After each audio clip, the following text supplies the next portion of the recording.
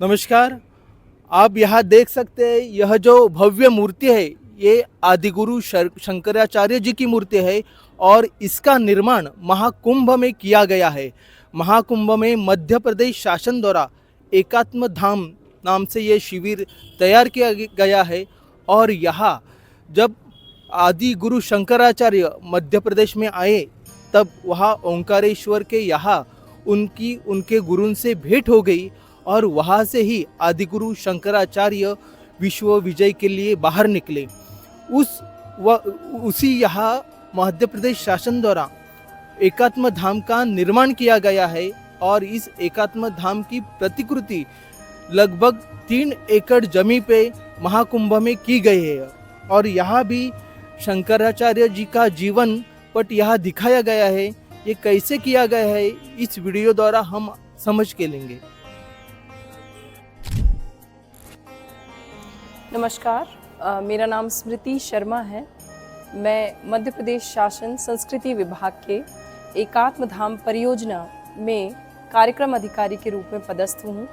ये जो परियोजना है ये ओंकारेश्वर की परियोजना है, परंतु अभी हम यहाँ महाकुंभ में इसी परियोजना की एक प्रतिकृति, एक शिविर, एक मंडपम के रूप में यहाँ पर स्थापित हमने किया है।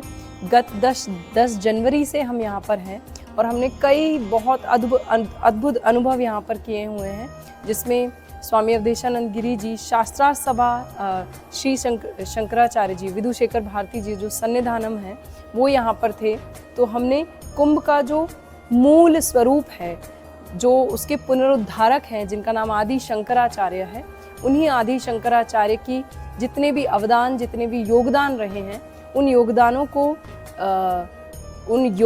को अलंकृत करने के लिए, उन योगदानों को चिन्हित करने के लिए ये परियोजना मध्य प्रदेश शासन ने प्रारंभ की थी। वर्ष 2017 में ये सारी यात्रा है जो प्रारंभ हुई थी। इस परियोजना के 3 घटक हैं। आप ठीक मेरे पीछे देख पा रहे होंगे एकात्मता की प्रतिमा। ये ओंकारेश्वर में जो प्रतिमा है वो 108 फीट ऊंची मल्टी मेटल का स्टैच्यू है। इस मल्टी मेटल के स्टैच्यू की एक प्रतिकृति, एक उपासना मूर्ति हमने यहाँ पर इस शिविर में, इस मंडपम में रखी हुई है, एकात्म धाम के इस मंडपम में रखी हुई है। और ठीक बाहर यदि आप जब आए होंगे तो आपने उस मूर्ति का 11 फीट ऊंचा एक मॉडल, एक प्रतिकृति आपने देखी होगी। इसे हम एकात्मता की प्रतिमा कहते हैं, क्योंकि आचार्य शंकर ने सदैव दक्षिण से पश्चिम, पूर्व से उत्तर सभी को जोड़ा है, इसीलिए एकात्म करा है, इसीलिए हमने इसका नाम एकात्मता की प्रतिमा रखा है। और आपको जानकर के बहुत हर्ष होगा कि ये सितंबर 2023 में इसका लोकार्पण, इसका अनावरण हो चुका है। ये फेज़ 1 है इस पूरी योजना का। और जहां हम अभी खड़े हैं, आप देख पा रहे होंगे, इसे अद्वैत लोक, इसे हम अद्वैत लोक कहते हैं। अद्वैत लोक श्री यंत्र के शेप का एक प्रतिकृति है। और ये भी जो ओंकारेश्वर के परियोजना है उसमें जो अद्वैत लोक, जो म्यूजियम है, जो आचार्य शंकर के जीवन एवं दर्शन को परिलक्षित करती हुई एक अद्वैत लोक, ओंकारेश्वर की जो परियोजना है उसमें अद्वैत लोक जो है बहुत ही मुख्य घटक है, एक ही आकर्षण है, ताकि हम अद्वैत वेदांत का जो सिद्धांत है, जो आचार्य शंकर की दर्शन है, उस दर्शन के जो उनका जीवन और दर्शन दोनों दो नहीं रहे, एक रहा है।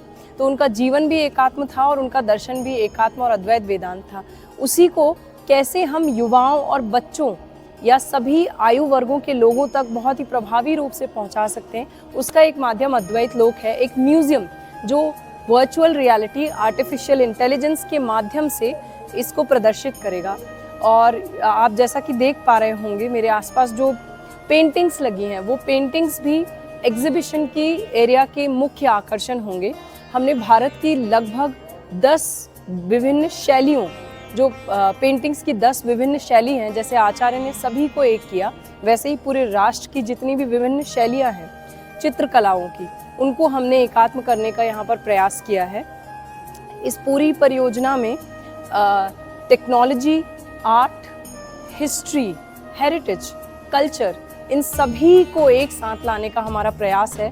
और क्यों प्रयास है? क्योंकि अद्वैत वेदांत का लोकव्यापीकरण हो सके। इसी लोकव्यापीकरण की कड़ी में ही जो ओंकारेश्वर का प्रकल्प है उसमें तीसरा घटक है, जिस घटक का नाम आचार्य शंकर इंटरनेशनल इंस्टीट्यूट ऑफ अद्वैत वेदांत। ऐसा एक इंस्टीट्यूट प्लान किया गया है, जो इंस्टीट्यूट ट्रेनिंग मॉड्यूल्स भी देगा, जो सोशल प्रोफेशनल्स को, ऐसे प्रोफेशनल्स जो समाज के बीच में कार्यरत हैं, medical professionals, IAS, administrative services के प्रोफेशनल्स, उनके लिए ट्रेनिंग सेंटर के रूप में भी काम करेगा। एवं साथ ही साथ आम जनमानस, आम बच्चों के लिए ट्रेनिंग मॉड्यूल्स होंगे, जो कि अद्वैत वेदांत एवं भारतीय ज्ञान परंपरा के विषयों से जुड़े हुए विषय होंगे। हम कहते हैं कि अद्वैतिक इंटेलिजेंस से आर्टिफिशियल इंटेलिजेंस तक वहाँ पर सब कुछ पढ़ाया जाएगा। तो ऐसे 3 घटक है और उन 3 घटकों की ही प्रतिकृति यहाँ पर महाकुंभ में सेक्टर 18 में झूसी में हरिश्चंद्र मार्ग में हमने बनाने का प्रयत्न किया है। आगे के जितने भी कार्यक्रम हैं उनके लिए भी आप हमसे जुड़े रह सकते हैं। और हम बहुत हर्ष के साथ ये बताना चाहते हैं कि इस पूरी परियोजना के सारे मास्टर प्लान, सारे एक्शन प्लान्स, सब कुछ रेडी है। यदि आप देख पा रहे होंगे तो ये स्टैच्यू ऑफ वननेस है, एकात्मता की प्रतिमा। ठीक इसके बाजू में है अद्वैत लोक, जिस अद्वैत लोक की प्रतिकृति में अभी हम खड़े हुए हैं। इस पूरे मंडपम में से एकात्मधाम मंडपम को बनाने में अथक प्रयास रहे हैं। यदि आप पूरी स्टाइल देखेंगे इसके बनने की, तो ये कलकत्ता की स्पेसिफिक एक स्टाइल होती है, जिस स्टाइल से ये पूरा मंडपम बना हुआ है। कपड़ों को और प्लाई को जोड़ करके ये सारा का सारा आप जो देख पा रहे हैं मेरे आसपास, वो सभी कपड़ों और प्लाई से, सारे ऑर्गेनिक मटेरियल से यहाँ पर बना हुआ है। और हम सभी को अथक प्रयास लगे हैं। इसका पहला मास्टर प्लान आने से लेकर इसे ज़मीन पर उतारने तक कई हज़ार लोगों की मेहनत है। इसमें सारे कलाकार हैं। इसमें आपको जानकर के बहुत ही हर्ष होगा, जो इस पूरे एकात्मधाम मंडपम के क्यूरेटर हैं, डिज़ाइनर हैं, जिनका नाम चंदन सिंह भट्टी है, जिन्हें गत 25 जनवरी को ही पद्मश्री प्राप्त हुआ है। ऐसे चंदन सिंह भट्टी जी ने इस पूरे मंडपम की क्यूरेशन, डिज़ाइनिंग तैयार की थी। 3D मॉडल से लेकर ज़मीन तक आने तक मुझे लगता है कई लोगों का अथक प्रयास रहा है। और जैसा कि मैंने आपको बताया कि ये श्री यंत्र के शेप, यदि आप पूरा मंडपम देखेंगे और अंदर आएंगे तो आपको दोनों घटकों में श्री यंत्र का एक बड़ा दबदबा दिखता है।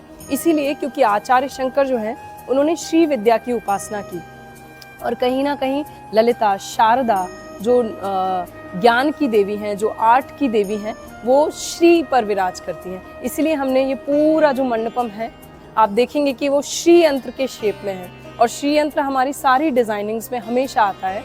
एक बहुत और सुंदर भी चीज़ है जिसके बारे में मैं बात करना चाहूँगी। यदि आपने सौंदर्य लहरी का नाम सुना है, आचार्य जब कश्मीर गए तो उन्होंने सौंदर्य लहरी की रचना की, क्योंकि वो देवताओं की स्तुति तो गा ही रहे थे, परंतु उन्हें शक्ति की स्तुति करनी थी। तो ये जो पूरा विहंगम इस मंडपम का जो कोर एरिया है, जो उसका गर्भस्थल है, उस गर्भस्थल में हमने शिव और शक्ति को स्थान दिया है। ये रघुपति भट्ट जी द्वारा की हुई पेंटिंग्स हैं। इन पेंटिंग्स में आप देखेंगे कि सौंदर्य लहरी के प्रत्येक श्लोक पे ये श्लोक नंबर 1 है, उस श्लोक पर उन्होंने पेंटिंग और चित्रकारी की है। और आपको जानकर और भी हर्ष होगा, वैदिक परंपरा चित्रकला की वो उन्होंने फॉलो की है। वो पूरे देश भर में इकलौते ऐसे आर्टिस्ट बचे हैं अभी अपनी उस जनरेशन के, जो वैदिक परंपरा से अभी भी पतंजलि योग सूत्र के जो सूत्र हैं उनके माध्यम से वो इस चित्रकला को करते हैं। वो ध्यान में, साधना में बैठते हैं और उन साधना में उन्हें ये चित्र जो हैं वो अंकित होते हैं उनके चित्त पर, और उसके बाद वो रंग और कृतियों से उन्हें उकेरते हैं। तो ये पूरी सौंदर्य लहरी की वर्स बाय वर्स हर श्लोक के आधार पर आप देखेंगे कि ये पेंटिंग है। और इस पूरे एकात्मधाम परिसर का और इस पूरे अद्वैत लोक, इस पूरे मंडपम की जो सबसे बड़ी हाईलाइट है वो ये चित्र है। आप देख पाएंगे इसमें आचार्य शंकर के हृदय स्थल पर देवी है। उन्होंने माँ कामाक्षी का आवाहन करके वहाँ श्री यंत्र स्थापित किया। तो देवी का उनके जीवन में बहुत एक अनुपम, एक अनूठा स्थान रहा। और उसी प्रकार जो शक्ति हैं, उन्होंने हमें शक्ति दी कि हम इस पूरे मंडपम को इस स्वरूप में आकर के रख सकें। धन्यवाद। तो ऐसी विभिन्न चित्र शैलियाँ, ऐसी विभिन्न चित्र कला की जो शैलियाँ हैं, उनका समागम, उनका एकात्म आपको इस मंडपम में दिख सकता है।